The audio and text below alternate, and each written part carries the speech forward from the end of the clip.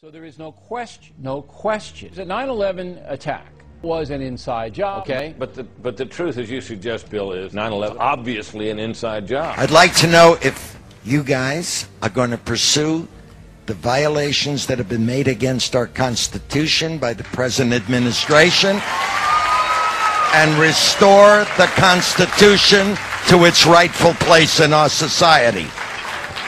Yes. Get off my phone!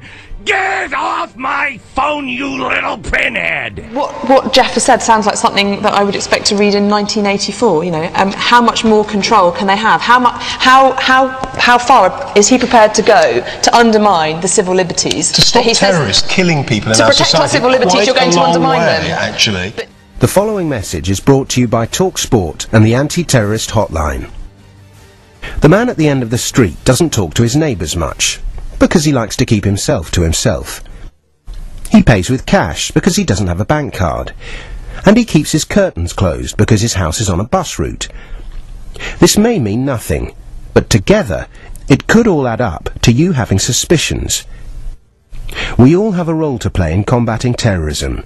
If you see anything suspicious, call the confidential anti-terrorist hotline on 0800 789 321. Interesting, though, that Gordon Brown, the British Prime Minister, would take the action of declaring Iceland a terrorist state, of all things, to be able to freeze its assets in the UK. How did you react to that?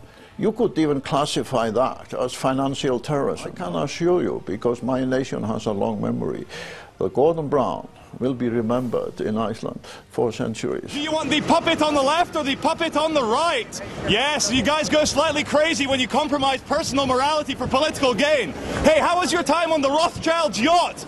Do you like the Rothschilds more than you like normal people?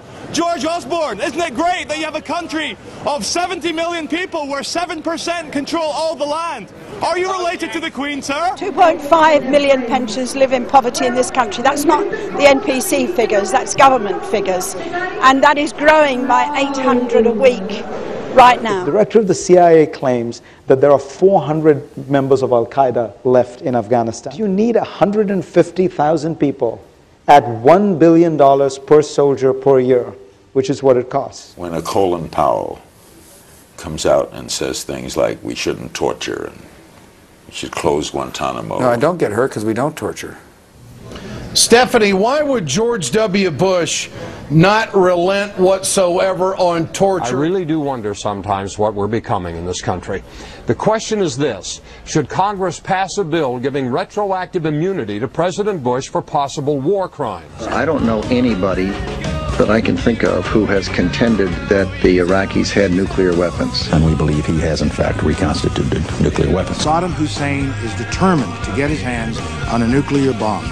We cannot wait for the final proof. He's got him. He's got him. The smoking gun. He's got him. That could come in the form of a mushroom cloud.